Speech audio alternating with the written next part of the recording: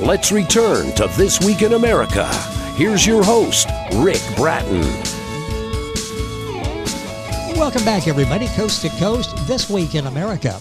Author Sandy Black's aim is to share early American history with humor through the voices of impersonated buildings and lively cats who help tell their stories, secrets, and teachings. She weaves old-fashioned storytelling in her first trilogy through the eyes of old barns, churches, and old one-room schoolhouses. To write a book by her 80th birthday was on her retirement bucket list.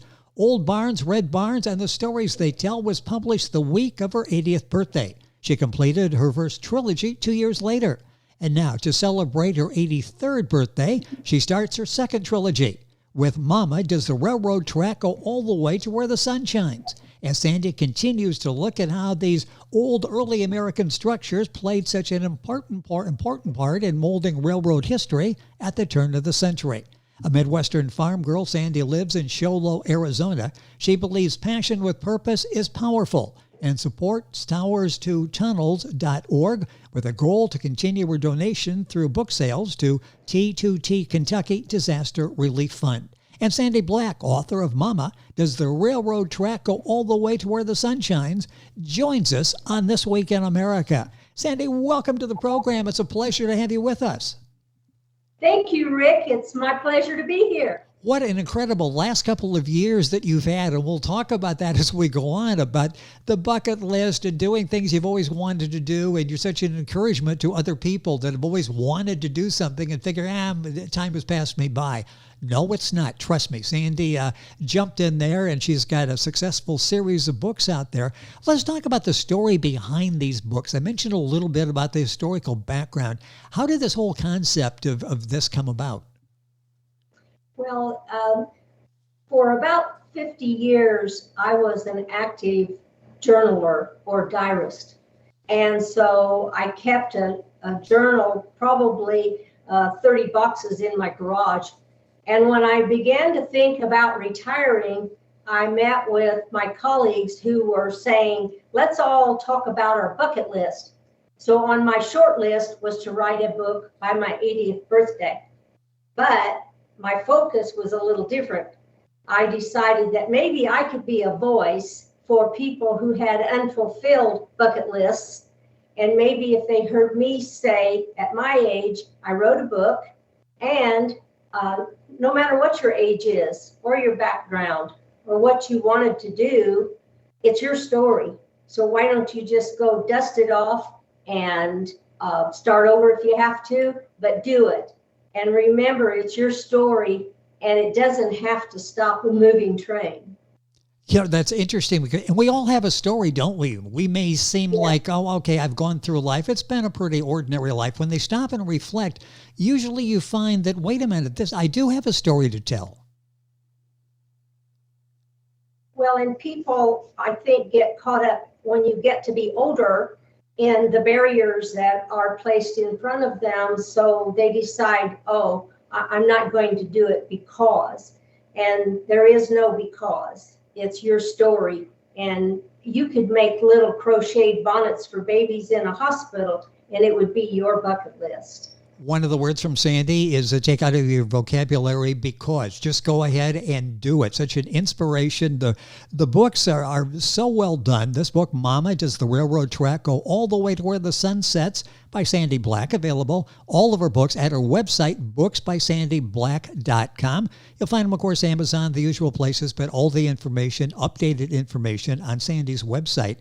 After the trilogy was completed, was there a sense of accomplishment there, a sense of achievement, like, okay, I can cross that off, my goal has been completed? But you kept going, didn't you? You didn't stop at that point. I think the reason was because my focus changed. When I always say, it's like I quit playing house and started making house. I started looking at the real stories. What really happened with these old structures, these weathered structures that framed or made America what it is today? And when I began to get serious about looking at what these weathered structures really meant, I then decided I was going to get off of I call it my hiney butt, and go out there and go to the places where these weathered structures stood and I was wanting to write about. And I really was not writing about what they wanted to tell me. So I changed my focus, and from there, it was almost as though I had to write more about history. And I mean, real history through the eyes of these weathered buildings and how it actually framed us as a country. It's interesting. I mentioned the first trilogy is complete. You started on the second. Obviously, you have other books that you're contemplating as well. This is sort of ongoing for you, isn't it? Like I said, it's not just, I did it, it's done, move on to something else. This really is a continuing aspect of your life. Well, and I think it's through the help of what I call love of old. I have always loved history. And yet, when you start to write a history book, my feeling was that people's eyes would glaze over and nobody would read them. Yes. So I decided that if I went into the caves where the slaves made it through and to freedom, or if I went to a tobacco barn and I smelled and felt the creosote, then I would be an overall better writer. And in the meantime, I had many people calling me saying, you need to write about this. I need you to write about railroads, or the big one was courthouses. And so when I listened to the people that really knew more than me, I started researching real history. And it was through these voices that I was able to really do meaningful work, I believe.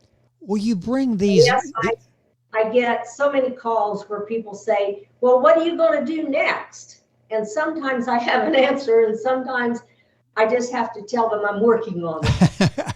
Stay tuned to see what's next for Sandy. You capture, you put a voice on these structures, many of them that we see almost on a daily basis as we're driving around and wonder what the backstory is. Well, they really come alive in Sandy's books. Are you surprised by the reactions that you get from people who have read the book and enjoyed your unique way, your very effective way of teaching history? What have the reactions been like? Well, it's been mostly positive. There's been a couple of times when some wonderful writers out there will remind me that I missed a punctuation, but not the content. So I'm pleased with the reception that I've gotten, because I really believe that in the power of purpose, as we talked about, and that's helped me along the way to make that purpose happen. Are your books intended for a certain age group? I don't like to put a sort of an age restriction on the book that it's designed for this group out there, demographic. Is it designed? I mean, this is a book that everybody, a child and an adult, can learn from and enjoy. I think that the way it's written through the voices of impersonated buildings and cats. And I'll tell you a little story about cats. I don't own a cat at the time, and I decided I was going to research cats, and I joined 5 cat clubs so that I could understand the personality of cats. So when I started making the cats very lively and very lifelike, human-like, people began to say, oh my goodness, this woman's either crazy or she's certainly funny.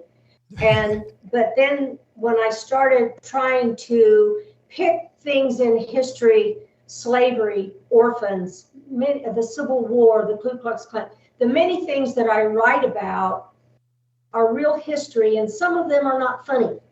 But if you can show people the humorous side of things that did happen during that time, you still get across the real stories that happened in that period of early America.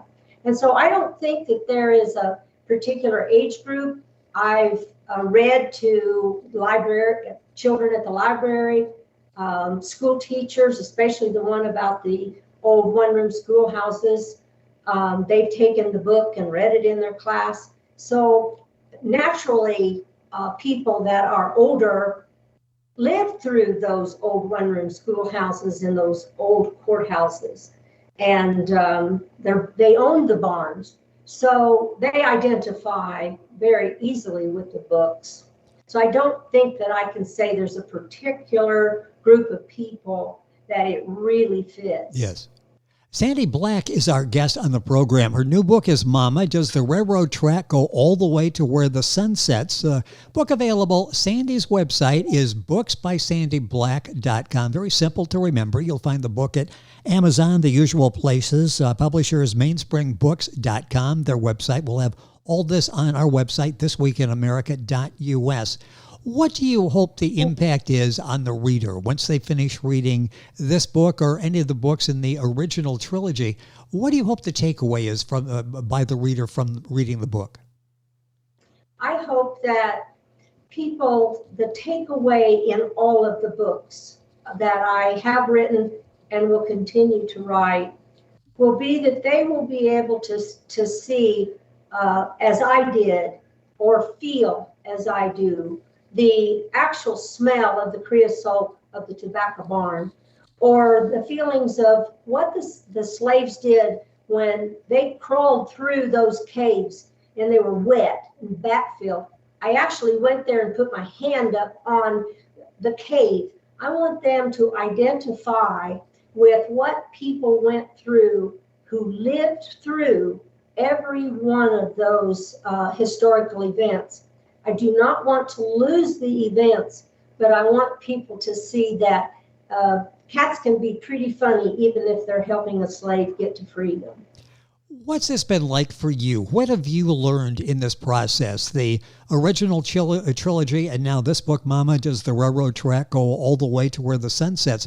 What's it been like for you, not only as a writer, but probably refining your style a little bit as you've been writing, but your appreciation for history, where we all came from? What's it been like for you, this experience of writing and being a researcher as well? I have to go back to that love of old, I call it. I have always loved history, and along the way, I had an infatuation with old buildings, old weathered buildings. But I think the biggest thing for me in old, the love of old, are the people. If you go to an assisted living home or anywhere, historical society where people are older than 80, take your pad and your pencil and sit down, because I guarantee you, when you walk away from there, you're going to be a lot smarter, and you're going to be, for me, be able to write more meaningfully, because these people really know what happened back then. So it's been a wonderful, writing and publishing has been a wonderful journey for me. But the real journey and the wonderment of it all has been through my love of old. And that goes back to your passion. Passion with purpose is powerful. Talk about that, because that's really shaped your life. It's not just something you found a few years ago. This has been education, working with boys and girls clubs, being involved at ground level of a number of community-based projects. Talk about passion with a purpose, and what the impact it's had on your life. Well, first of all, I always tell people passion without purpose might buy you a cup of coffee somewhere, but passion with purpose is powerful. And for me, through the books and the stories, I have been able to be blessed that I can continue with my work with Tunnels to Towers and my Hidden Gem Scholarship in the Midwest. For me, I would like to see that we could take my passion to the next level. And I have revisited my bucket list since I wrote the original one to say I would like to be able to shake Frank Siller, the CEO of Tunnel to Towers' hand, and then in the other hand, give him a check, because we've been able to maybe give someone's mortgage paid, or possibly a new house. And along with the scholarship, we funded 3 young people. And these are Midwest young people who are just absolutely phenomenal.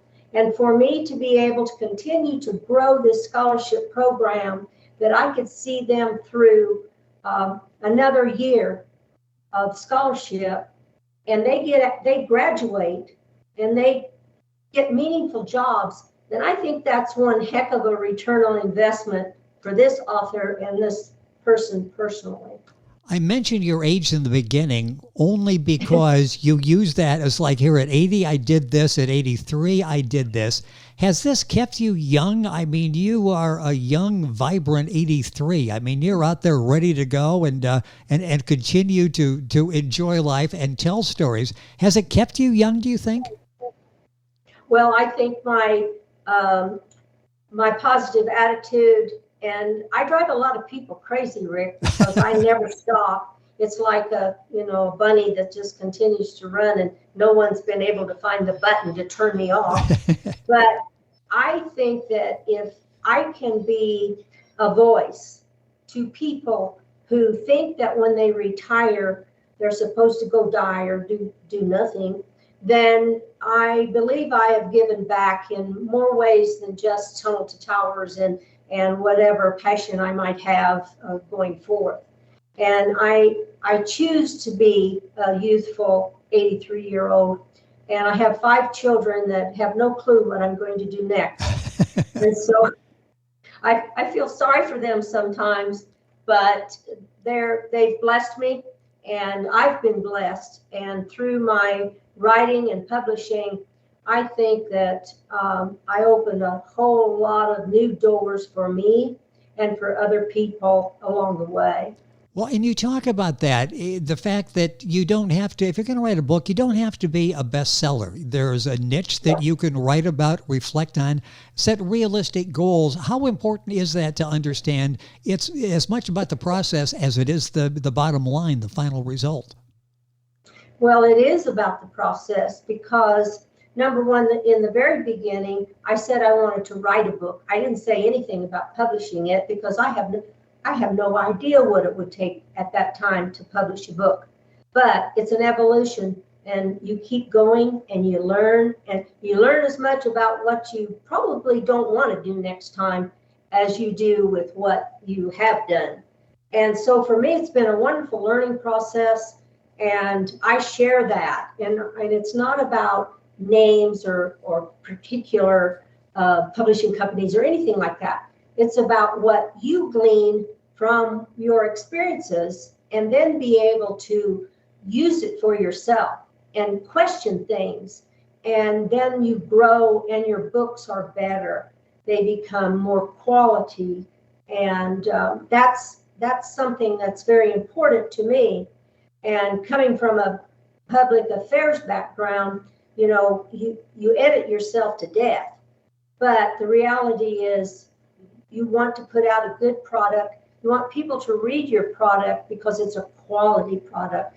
And then in every book, knowing that some of the proceeds are going to go back and give you a return on investment in a wonderful way. The books are a humorous side of history. They make sure we don't forget the people, the events that made America the greatest country to live in the world. And it changes your perspective as you're traveling and you're going across the country. You're seeing old buildings. Maybe as you go out through the countryside and you see an old schoolhouse or an old place like that, suddenly you've got you think a little differently about it, don't you? You treat it a little differently. I'm sure you think, okay, what's the story behind that? Can I stop and walk around a little bit? Can you feel some of the story when you walk around there?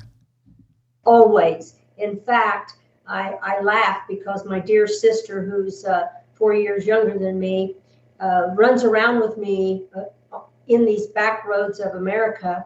And I'm terribly afraid of snakes, but if I see an old building that's way back in, or I've deliberately gone to, for instance, an insane asylum that back in the Civil War, they put children in because they had no place to put the orphans. And I actually went through the weeds to find these structures that I wrote about or I want to write about. and felt it's like the caves. That scared me to death. But I tell you what, I came out of there bawling because it made me realize that the slaves that went through there, what did they live through? Oh, yes. All I did was put my hand on a wall. So, yes, I go into hundreds of old places that I'm probably not supposed to go because I don't own the land or anything. But so far, I've not been thrown out, and it's been a wonderful experience. Well, we hope that continues and you're able to take those feelings that you have and tell the story in a humorous way that just really brings history to life. The other books that Sandy has written, not necessarily in particular order here, The Old Barns, Red Barns, and the Stories They Tell, that's available on our website as well as all the other places. Oh, those old one-room schoolhouses and the children they taught, and older churches, older churches, and the secrets they kept. Those three, the trilogy, available, Sandy's website, the new one that we talked about. Mama, Does the Railroad Track Go All the Way to Where the Sun Sets? That's on Sandy's website. Information on all these, booksbysandyblack.com. Very simple to remember. It's books by her name, sandyblack.com. The book's available at Amazon, the usual places, published by mainspringbooks.com. Sandy, it's been a pleasure having you on the program. I'm sure that you will have some other milestones coming up here because I don't think you're going to quit, and I love your passion and enthusiasm. Hopefully we can do this again. Thank you for being with us on the program today. I am so blessed to have met you, Rick, and I want to thank you from the bottom of my heart. Well, it's been our pleasure to have you here and to hear your story and to share it with others. Sandy Black is our guest. This book is Mama, Does the Railroad Track Go All the Way to Where the Sun Sets? That's just the start of the new trilogy. All of our books on our website, booksbysandyblack.com. All of this on our website, thisweekinamerica.us. And we're back on today's program right after these messages. This Week in America is online. You can visit our website, thisweekinamerica.us. Scott Pinkerton, associate producer of This Week in America. Jay Anderson, segment producer. Ben Watson, webmaster. Otto Bechet, director of engineering and TV production. This Week in America produced and is a trademark of Blue Funk Broadcasting, LLC. For information on all of our guests and to listen to this week's show, our website again at thisweekinamerica.us. And I'm Sean Bratton, executive producer of This Week in America.